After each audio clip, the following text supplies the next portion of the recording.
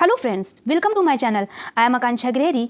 आज मैं आपको जीएस दृष्टि के भारतीय राज्य व्यवस्था के नेक्स्ट पार्ट पढ़ाने जा रही हूँ और भी इसके कई पार्ट्स आएंगे। इसकी खास बात यह है कि इसमें चित्रात्मक प्रस्तुति की गई है, मीन्स सभी टॉपिक को बहुत ही अच्छे से चित्र के माध्यम से और रे डायग्राम के माध्यम से कवर किया गया है। देखिए, अगर आप कोई भी एग्जाम देने जा रहे हैं तो आप इस सीरीज को अवश्य देखकर जाएँ, आपको निश्चय इससे लाभ मिलेगा। देखिए, जो स्टूडेंट ने पॉलिटी पढ़ रखी है वो इसको रिविजन के तौर पर ले सकते हैं, बट जो स्टूडेंट ने नहीं पढ़ी है वो भी ये वीडियो देख सकते हैं, क्योंकि मैं बहुत ही बेसिक से और बहुत ही अच्छे से एक्सप्लेन करके सारे टॉपिक को कवर कर रही हूँ। देखिए, ये भारतीय राज्य व्यवस्था जो है यानी कि पॉलिटी है, ये एक अपने आप में एक बड़ा सब्जेक्ट है। ठीक है, बड़ा सब्जेक्ट है। अगर आप पढ़ना चाहेंगे तो लक्ष्मीकांत जैसी मोटी बुक को आप पढ़ सकते हैं, लेकिन क्या है, अभी आपके पास इतना टाइम नहीं है कि आप लक्ष्मीकांत उठाइए। देखिए, अभी आपका क्या है टारगेट कि आप एग्जाम ओरिएंटेड पढ़िए, और इस बुक में एग्जाम ओरिएंटेड है, और मैं आपको उतना ही बताऊंगी जितना एग्जाम में क्वेश्चन बनते हैं, जितना एग्जाम में क्वेश्चन आपसे पूछेगा। यानी कि कहने का मतलब ये है कि आप ये मेरी सीरीज देख लेंगे तो आपके पॉलिटी के क्वेश्चन हो जाएंगे। ओके, अगर मेरे लेक्चर की स्पीड आपको कम या ज़्यादा लग रही हो तो आप अपने मोबाइल से मेरे लेक्चर की स्पीड को कम या ज़्यादा कर सकते हैं। देखिए, आप लेक्चर को देखकर आप फीडबैक जरूर बताइएगा कि लेक्चर कैसा लगा, और अगर आप मेरे चैनल में नए हैं तो मेरे चैनल को लाइक करिए, सब्सक्राइब करिए और शेयर करिए। ओके, आइए स्टार्ट करते हैं हम अपने लेक्चर से। आज हम पढ़ेंगे संघ एवं उसका राज्य क्षेत्र। क्या है? संघ एवं उसका राज्य क्षेत्र। देखिए, क्वेश्चन बनते हैं, आपसे ये पूछ लिया जाएगा कि बताइए कि नए राज्यों का प्रवेश या स्थापना किस आर्टिकल के अंतर्गत किया गया है। आपसे ऐसे क्वेश्चन बन जाएंगे, या तो आपसे ऐसे क्वेश्चन पूछ लिया जाएगा कि आप बताइए कि नए राज्यों का निर्माण और वर्तमान राज्यों के क्षेत्रों, सीमाओं या नामों में जब परिवर्तन होता है यानी चेंज होता है तो वो किस आर्टिकल के अंतर्गत किया जाता है। आपसे ऐसे क्वेश्चन पूछ लेते हैं। ठीक है, तो आप क्या बताएंगे? ये आर्टिकल 3 के अंदर हम अपने नए राज्यों का निर्माण कर सकते हैं और वर्तमान राज्यों के क्षेत्रों, सीमाओं या नामों में परिवर्तन भी कर सकते हैं। ठीक है, देखिए, आइए हम लोग देखते हैं। देखिए, मैंने बताया कि आपको आर्टिकल कुछ याद करने पड़ेंगे, लेकिन सब याद नहीं करना है। जो इंपॉर्टेंट होगा मैं आपको वही बताऊंगी। सबसे पहले आप क्या करिए, आर्टिकल 1 से 50 तक आप याद कर लीजिए। क्वेश्चन अगर मिलना होगा तो इसी से क्वेश्चन मिल जाएगा, लेकिन हाँ, कुछ आर्टिकल्स और आएंगे जो मैं आपको बीच बीच में बताती रहूंगी कि आपको ये आर्टिकल याद करना पड़ेगा। यानी क्या है, एक आर्टिकल है 368 आर्टिकल। 368 आर्टिकल। इस आर्टिकल में क्या किया गया है? संविधान संशोधन इस आर्टिकल के अंतर्गत किया जा सकेगा। संविधान को जो में संशोधन 368 आर्टिकल के अंतर्गत किया जाता है। ठीक है, ऐसे क्वेश्चन बन जाते हैं। तो सबसे पहले आप क्या करिए, आर्टिकल 1 से 50 तक आप याद करिए। इसीलिए मैं आपको क्या है थोड़ा थोड़ा कर पढ़ा रही हूँ, ताकि आपको कुछ डेली आप जितना मैं पढ़ाऊँ उतना आपके माइंड में जाता रहे। ठीक है, आइए हम लोग स्टार्ट करते हैं। देखिए, क्या है, संविधान के ये भाग फर्स्ट में ये इसका प्रावधान किया गया। किसका प्रावधान किया गया है? संघ एवं उसका राज्य क्षेत्र का। तो देखिए, भाग भी आपसे क्वेश्चन बनते हैं। एक बार क्वेश्चन बना था कि नागरिकता किस भाग के अंतर्गत आते हैं, तो आप क्या बताएंगे? जो नागरिकता है ये भाग 2 के अंतर्गत आते हैं। और अगर हम बात करें कि फंडामेंटल राइट्स के, तो ये भाग 3 के अंतर्गत आते हैं। ठीक है, तो हम क्या बात कर रहे थे, जो संविधान के भाग 1 में किसका प्रावधान है? संघ एवं उसका राज्य क्षेत्र का प्रावधान है। अब आइए, और हाँ, इसमें देखिए इसमें जो है अनुच्छेद 1 से 4 तक जो उल्लिखित है, ये उसमें क्या क्या उल्लिखित है आइए हम लोग देखते हैं। यानी कहने का मतलब है, आपसे ऐसे क्वेश्चन बनेंगे कि संघ एवं उसका राज्य क्षेत्र एक कितने आर्टिकल में उल्लिखित है। आपसे ऐसे क्वेश्चन पूछ लिया जाएगा। क्या पूछेगा कि संघ एवं उसका राज्य क्षेत्र आर्टिकल 1 से, आपको ऑप्शन दे दिया जाएगा कि आर्टिकल 1 से 5 तक का है, या आर्टिकल 1 से 4 तक का है, या आर्टिकल दे दिया जाएगा आर्टिकल 1 से 6 के बीच में है। तो आप क्या लगाएंगे? आर्टिकल 1 से 4 के बीच में संघ एवं उसका राज्य क्षेत्र उल्लिखित है। ठीक है, आइए हम लोग एक एक करके डिटेल में पढ़ते हैं। अगर हम भाग 1 की अनुच्छेद 1 की बात करें तो इसमें क्या है, भारत अर्थात इंडिया राज्यों का एक संघ होगा। क्या है, ये आर्टिकल 1 के अंतर्गत कहा गया है। क्या कहा गया है कि भारत अर्थात इंडिया राज्यों का एक संघ होगा। ठीक है, ये आर्टिकल 1 के अंतर्गत है। अब हम बात करें आर्टिकल 2 के अंतर्गत, इसमें क्या है, देखिए, एक संघ होगा। तो आप थोड़ा सा ऐसा करिए कि पहले संघ होगा, फिर नए राज्यों का प्रवेश या स्थापना होगा। तो सेकंड अनुच्छेद क्या कहलाते हैं? नए राज्यों का प्रवेश या स्थापना। वही अगर हम बात करें थर्ड आर्टिकल की, तो थर्ड आर्टिकल क्या है?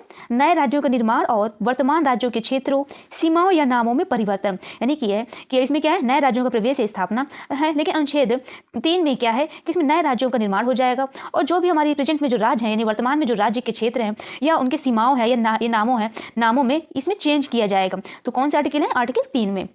अब हम देखेंगे आर्टिकल 4 के अंतर्गत क्या है, संसद द्वारा अनुच्छेद 2 अथवा अनुच्छेद 3 के अंतर्गत बनाई गई विधि अनुच्छेद 368 के प्रयोजनों के लिए संविधान में संशोधन करने वाली विधि समझी नहीं जाएगी। देखिए, मैंने आपको अभी बताया था कि आर्टिकल 368 है, 368 क्या करती है, ये इसमें संविधान संशोधन किया जाता है। लेकिन जब हम देखेंगे हमारा संघ एवं उसका राज्य क्षेत्रों में, तो हमारा संविधान संशोधन वाली जो भी नियम है या प्रयोजन है इसमें नहीं लागू होगी। ठीक है, इसमें नहीं लागू होगी, आप ऐसा ध्यान दीजिएगा। ठीक है, तो ये किसके अंतर्गत आता है, अनुच्छेद 4 के अंतर्गत।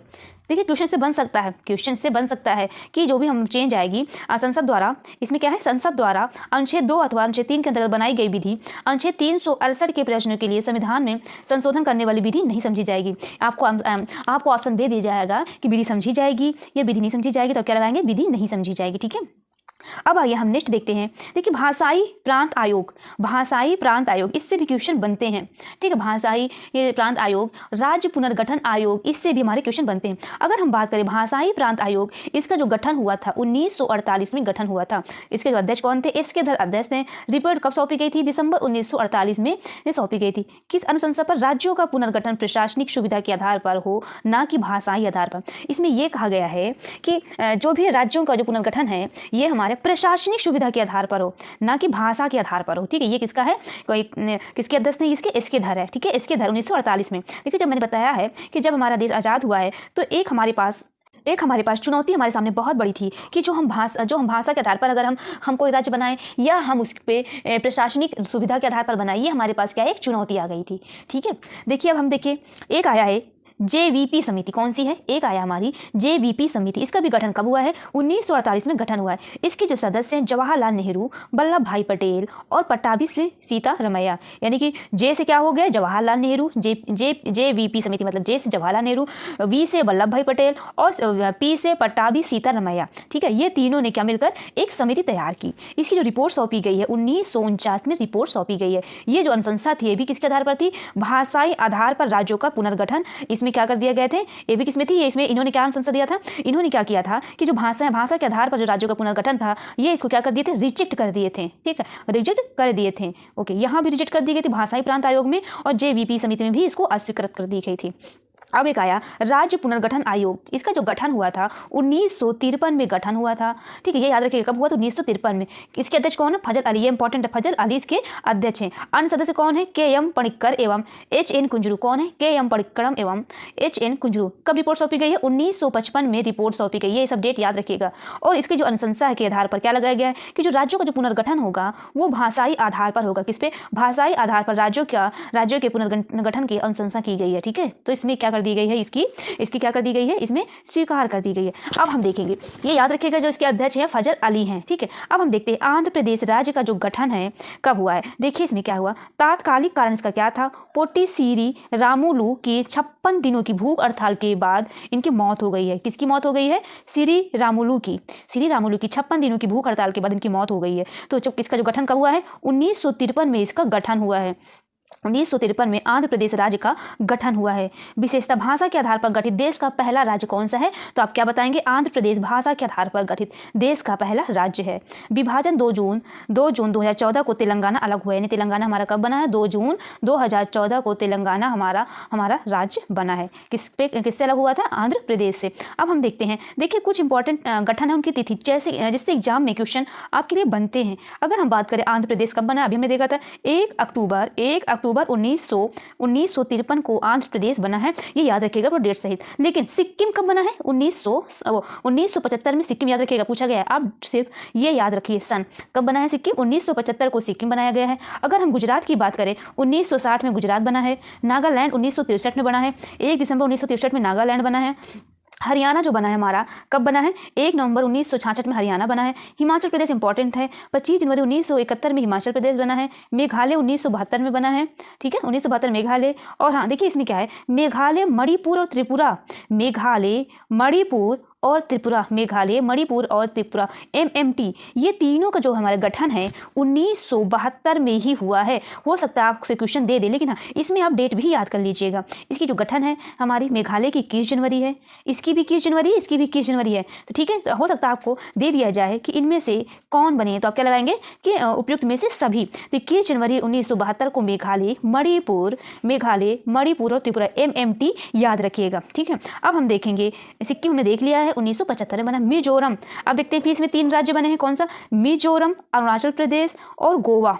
कब मिजोरम और अरुणाचल प्रदेश ये बने हैं 20 फरवरी 1987 को मिजोरम और अरुणाचल प्रदेश ये बने हुए हैं। अब हम गोवा की बात करें, गोवा है तो गोवा भी हमारा 30 मई 1987 को गोवा बना। देखिए छत्तीसगढ़, उत्तराखंड और झारखंड की अगर हम बात करें, छत्तीसगढ़, उत्तराखंड और झारखंड ये कब बना है? अगर हम बात करें छत्तीसगढ़ की तो 1 नवंबर 2000 को छत्तीसगढ़ बना है, 9 नवंबर 2000 को उत्तराखंड बना है। 9 नवंबर 2000 को, क्वेश्चन आप यूपी का है तो आप यूपी से कब अलग हुआ है तो आपसे उत्तराखंड कब बना है तो आप क्या बताएंगे? 9 नवंबर 2000 को ये उत्तराखंड बना है।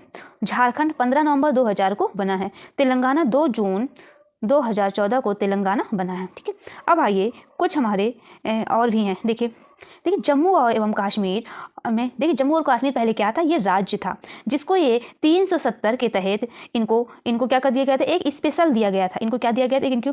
इनको विशेष संविधानिक इसमें जगह दी गई थी। संविधान में जिनका स्थान था विशेष दिया गया था। लेकिन क्या हुआ था? 2019 में भारत सरकार ने क्या कर दिया? 370 को ख़त्म करके क्या कर दिया? 370 को ख़त्म करके जम्मू और कश्मीर को राज्य से हटा करके जम्मू और कश्मीर एवं लद्दाख केंद्र शासित प्रदेश बना दिया गया है। ठीक है, यही है। और क्या हुआ है आप देखिए, 6 अगस्त 2019 को भारत सरकार ने अनुच्छेद 370 के तहत प्राप्त जम्मू एवं कश्मीर की विशेष संवैधानिक स्थिति को समाप्त कर दिया तथा अनुच्छेद 35A को निरस्त कर दिया। किसको? 370 भी समाप्त कर दिया और अनुच्छेद 35A को निरस्त कर दिया। 31 अक्टूबर 2019 को जम्मू एवं कश्मीर राज्य को 2 केंद्र शासित प्रदेश जम्मू एवं कश्मीर और लद्दाख में विभाजित कर दिया गया। याद रखिएगा। ठीक है, ओके। अब देखिए दादरा और नागर हवेली तथा दमन और दीव दोनों क्या कर दिया गया? मर्ज कर दिया गया है, यानी कि दोनों को एक साथ विलय कर दिया गया। वर्तमान में दादरा और नागर हवेली तथा दमन और दीव अधिनियम 2019 द्वारा अनुच्छेद 240 क्लॉज ए गा के तहत दोनों संग्रह क्षेत्रों का विलय कर दिया गया है। ठीक है, ये मिला दिया गया। अब देखिए नेक्स्ट क्या है?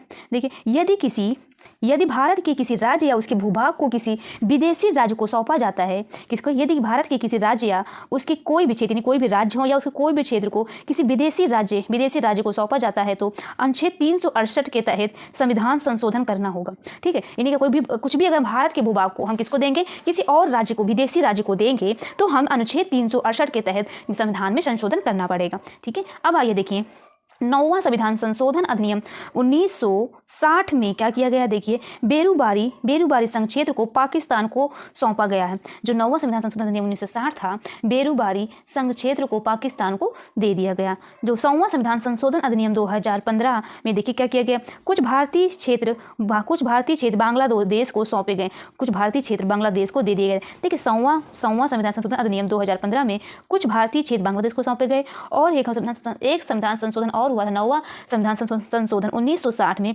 बेरूबारी संघ क्षेत्र को पाकिस्तान में दे दिया गया। अब आइए नेक्स्ट हम देखते हैं कुछ परीक्षा की दृष्टि से इंपॉर्टेंट है। अब देखिए ये पूछते हैं 35वां संविधान संशोधन अधिनियम 1974 शहर राज्य के रूप में शामिल है कौन है? सिक्किम। जो सिक्किम है 35वां संविधान संशोधन अधिनियम 1974 के शहर राज्य के रूप में शामिल है। अगर हम वही बात करें 36वां संविधान संशोधन अधिनियम 1975 में इनको पूर्ण राज्य का क्या कर दिया गया? दर्जा दे दिया गया। 35 में नहीं मिला लेकिन हमारा 36 में पूर्ण राज्य का दर्जा मिल गया। अब देखिए वर्तमान में हमने बताया था कितने हैं? 28 राज्य, 28 वर्तमान में कितने हैं? 28 राज्य और 8 केंद्र शासित प्रदेश हैं। 7वें संविधान संशोधन अधिनियम 1956 के जरिए 1 नवंबर 1956 को कितने राज्य थे? 14 राज्य, 6 केंद्र शासित क्षेत्रों का गठन किया गया है। ठीक है, संविधान संशोधन अधिनियम 1956 के जरिए 1 नवंबर 1956 को कितने बने? 1956 को 14 राज्य बने, 14 स्टेट बने हैं और हमारे 6 यूटी बने हैं। ठीक है, याद रखें। अब आइए नेक्स्ट देखिए, संसद द्वारा नागरिकता के अधिकार का विधि द्वारा विनियमन किया जाना उपबंधित है अनुच्छेद 11 के अंतर्गत। क्या है? संसद द्वारा नागरिकता के अधिकार का विधि द्वारा विनियमन किया जाना उपबंधित है। भारतीय नागरिकता अधिनियम 1955 पारित किया गया है। किसके द्वारा? संसद द्वारा भारतीय नागरिकता अधिनियम 1955 पारित किया गया है। अनुच्छेद 15, 16, 19, 29 और 30 के तहत अधिकार प्राप्त है। क्या है? केवल भारतीय नागरिकों को। क्या है? देखिए जब मैं पढ़ाऊंगी फंडामेंटल राइट तो वहाँ पे एक बार आपका और रिवीजन कर दूंगी। ठीक है, वहाँ पे मैं आपको डिटेल में बताऊंगी। लेकिन अभी मोटा मोटा जानिए 15, 16, 19, 29 और 30 ये केवल भारतीयों को अधिकार दिए गए हैं। अब देखते हैं हम लोग पढ़ते हैं नागरिकता।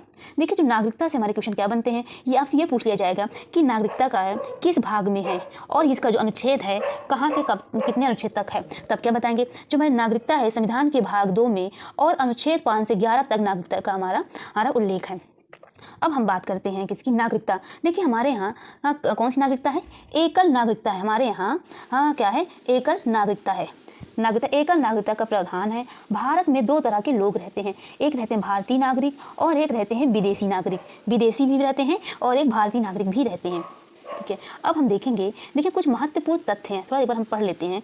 देखिए क्या है, आइए हम लोग देखते हैं। देखिए पहले हम देखते हैं अनुच्छेद। देखिए अनुच्छेद हमारा 5 से 11 तक हमारा क्या है, नागरिकता का उल्लेख है। अगर हम 5 की बात करते हैं, संविधान लागू होने के समय नागरिकता अनुच्छेद 5 के अंतर्गत आते हैं। अगर हम वही 6 की बात करें तो आप देखिए 6 देखिए, पाकिस्तान से, यानी क्या है, पाकिस्तान से भारत को प्रव्रजन करने वाले कुछ व्यक्तियों की नागरिकता का अधिकार अनुच्छेद 6 में किया गया है। 7वां देखिए, पाकिस्तान को प्रव्रजन करने वाले कुछ व्यक्तियों की नागरिकता का अधिकार है। यानी कहने का मतलब है जो भी है पाकिस्तान को जाने वाले जो भी हैं व्यक्तियां, उनके लिए भी नागरिकता का अधिकार है। लेकिन और उनके लिए अनुच्छेद 6 में क्या कहा गया है कि पाकिस्तान से जो भारत को आने वाले हैं उनके कुछ व्यक्तियों क्या है, नागरिकता के अधिकार। देखिए पाकिस्तान से भारत को प्रव्रजन करने वाले कुछ व्यक्तियों की नागरिकता का अधिकार है। अब देखिए नेक्स्ट है, अनुच्छेद 8 के अंतर्गत भारत के बाहर रहने वाले भारतीय उद्भव के कुछ व्यक्तियों की नागरिकता का अधिकार है। यानी क्या है, जैसे क्या किए, वो इंडिया में तो पैदा हुए हैं लेकिन वो कहीं बाहर रह रहे हैं, भारत के बाहर रह रहे हैं, तो उनको भी नागरिकता का अधिकार है। ये किसके अंतर्गत, अनुच्छेद 8 के अंतर्गत मेंशन किया गया है। वही अगर हम अनुच्छेद 9 की बात करें तो विदेशी राज्य की अगर नागरिकता ग्रहण कर ले कोई भी व्यक्ति, तो भारतीय नागरिकता स्वयं अपने आप समाप्त हो जाएगी। ठीक है, मान लीजिए कोई व्यक्ति यहाँ का भारत का है, वो जाके विदेशों में, अमेरिका में या कनाडा में या कहीं भी जाकर के वहाँ से की नागरिकता प्राप्त कर लेता है, तो भारत की नागरिकता खत्म हो जाएगी। अगर हम बात करें अनुच्छेद 10 की, इसमें देखिए क्या है, नागरिकता के अधिकारों का बना रहना, यह अनुच्छेद 10 के अंतर्गत आता है। अनुच्छेद 11 क्या है, संसद को नागरिकता के संबंध में विधि बनाने की शक्ति प्राप्त है। यानी कहने का मतलब ये है कि संसद यानी पार्लियामेंट नागरिकता के संबंध में ला बना सकती है, उसको ये शक्ति प्राप्त है। ठीक है, याद रखिएगा। अब देखिए कुछ महत्वपूर्ण प्रश्न है। देखिए नागरिकता संशोधन अधिनियम जो कब आया था, 2019 में आया था, और प्रभावी कब हुआ है, 2020 से प्रभावी हुआ है, याद रखिएगा। नागरिकता संशोधन अधिनियम 2019 छठी अनुसूची में जो शामिल है, छठी अनुसूची मैंने क्या बोला था, असम, मेघालय, मिजोरम और त्रिपुरा के आदिवासियों क्षेत्रों पर लागू नहीं होगा। जितने भी हमारे क्या हैं, जो भी हमारे नागरिकता संशोधन अधिनियम 2019 जितने छठी अनुसूची में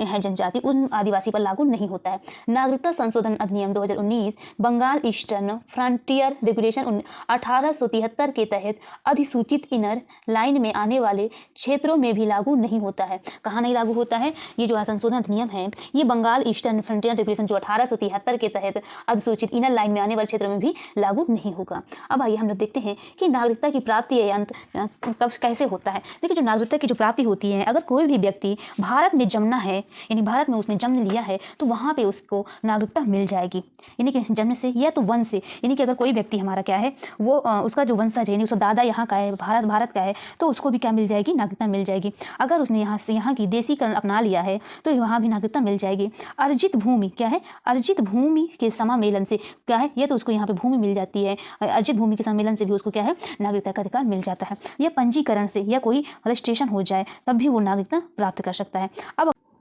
अब हम देखते हैं कि भारतीय नागरिकता का अंत कैसे होता है, यानी कहने का मतलब है कि भारतीय नागरिकता का लोप कैसे होता है या भारतीय नागरिकता का अंत कैसे होता है, हम ये सब देखेंगे। देखिए हमने अभी बताया था, जब कोई व्यक्ति किसी अन्य देश की नागरिकता ग्रहण कर लेते हैं या ले लेते हैं, तो हमारी जो भारतीय नागरिकता होती है स्वयं समाप्त हो जाती है। ये हमारे किस अनुच्छेद के अंतर्गत कहा गया है, तो जो अनुच्छेद के कहा गया हमारे 9 के अंतर्गत कहा गया है। यानी कि कोई भी व्यक्ति किसी अन्य देश की नागरिकता ले लेगा तो भारत में अपने आप नागरिकता यहाँ पे समाप्त हो जाएगी। अब क्या होती है, नागरिकता त्यागने पर अगर कोई व्यक्ति नागरिकता त्याग देता है तो तब भी क्या हो जाता है, हमारे नागरिकता का अंत हो जाता है।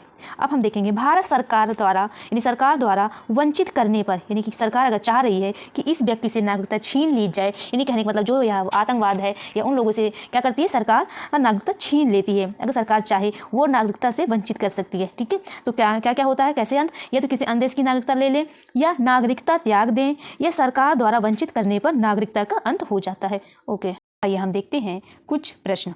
देखिए पहले कुछ प्रश्न से देखने से पहले हम लोग देखते हैं क्या है जो नागरिकता संशोधन अधिनियम 2019 आया था, हम देखेंगे वो किस पे लागू हुआ। देखिए नागरिकता किसको देगा? जो नागरिकता देगा अफगानिस्तान, पाकिस्तान, बांग्लादेश और अल्पसंख्यकों को। लेकिन हाँ, आप इसमें जो पाकिस्तान में जितने भी रहेंगे, हिंदू रहेंगे, सिख रहेंगे, बौद्ध रहेंगे, जैन रहेंगे, पारसी रहेंगे, ईसाई रहेंगे, उन सबको भारत में नागरिकता देगा। लेकिन हाँ, आपने नोट किया होगा कि इसमें जो है मुस्लिम हैं उनको नागरिकता नहीं दी जाएगी यहाँ की, यानी कि जो अफगानिस्तान के जो मुस्लिम उनको नहीं दी जाएगी, ना ही पाकिस्तान, ना ही बांग्लादेश, ना ही अल्पसंख्यकों के। यानी क्या है, ये सबके जो हिंदू, सिख, बौद्ध, जैन, पारसी, ईसाई को क्या कर दिया जाएगा? नागरिकता देना होगा। लागू कब हुआ? 10 जनवरी 2020 से लागू हो गया है। अब आइए हम कुछ देखते हैं प्रश्न। देखिए क्या प्रश्न, संसद द्वारा नागरिकता के अधिकार का विधि द्वारा विनियमित किया जाना है। बताइए क्या है? संसद द्वारा, मैंने बताया है जो संसद बना सकती है, यानी पार्लियामेंट नागरिकता के लिए प्रावधान बना सकती है। किस अनुच्छेद के अंतर्गत कहा गया है? तो वो अनुच्छेद 11 के अंतर्गत कहा गया है। नेक्स्ट आइए, भारतीय नागरिकता अधिनियम 1955 पारित किया गया। कब पारित किया गया है? संसद द्वारा पारित किया गया है। दोहरी नागरिकता की राज्यों के लिए, दोहरी नागरिकता मतलब क्या होता है कि राज्यों के लिए पृथक नागरिकता व्यवस्था को अपनाया किसने? अमेरिका एवं स्विट्जरलैंड। वहाँ पे क्या है? वहाँ पे राज्यों के लिए अलग नागरिकता है। अब देखिए नागरिकता संशोधन विधेयक 2019 संसद द्वारा कब पारित किया गया है? तो ये पारित किया गया है 11 दिसंबर 2019 को पारित किया गया है। अब देखिए नेक्स्ट, भारत के बाहर रहने वाले भारतीय उद्भव के कुछ व्यक्तियों की नागरिकता के उपबंध है। कहने का मतलब हमने क्या बताया था, जो भी भारत के में पैदा हुए हैं लेकिन वो बाहर रह रहे हैं, तो जो उपबंध है किस अनुच्छेद में? अनुच्छेद 8 में कहा गया है। यह जब कोई व्यक्ति स्वेच्छा से किसी विदेशी राज्य का नागरिक हो जाता है या उसकी भारतीय नागरिकता समाप्त हो जाएगी, तो अनुच्छेद 9 के अंतर्गत कहा गया है। अब देखिए कुछ और प्रश्न हैं। देखिए भारत में नागरिकता से संबंधित कानून बना सकती है। कौन बना सकती है? अभी मैंने बताया पार्लियामेंट यानी संसद बना सकती है। यानी जो भी नागरिकता में जो भी कानून बनेगा वो किसके द्वारा बनेगा? वो संसद द्वारा बनाया जाएगा, अब याद रखिएगा। अब नेक्स्ट देखिए, भारतीय संविधान में नागरिकता का उल्लेख क्या है? हमने क्या बताया? भाग 2 के अंतर्गत अनुच्छेद 5 से 11 में क्या है? इसका उल्लेख किया गया है। अब नेक्स्ट देखिए, भारतीय संविधान नागरिकता प्रदान करता है क्या है? केवल एकल नागरिकता। यानी कहने का मतलब ये है कि हमारे भारत में केवल एकल नागरिकता है, एक ही नागरिकता है, ठीक है। लेकिन वही हम अमेरिका की बात करें तो अमेरिका में जो नागरिकता है दोहरी नागरिकता है। अब हम नेक्स्ट बात करें, भारतीय नागरिकता अधिनियम 1955 के अनुसार पंजीकरण द्वारा भारतीय नागरिकता प्राप्त करने के लिए भारतीय मूल के व्यक्ति को भारत में व्यतीत करने होंगे।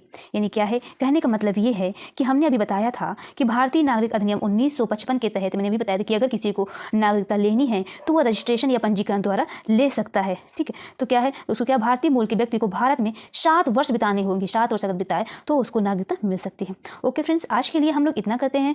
मेरा लेक्चर आप लोगों को कैसा लगा? लेक्चर देखकर फीडबैक जरूर शेयर करिएगा। ओके फ्रेंड्स, आज के लिए इतना ही। Okay, thank you.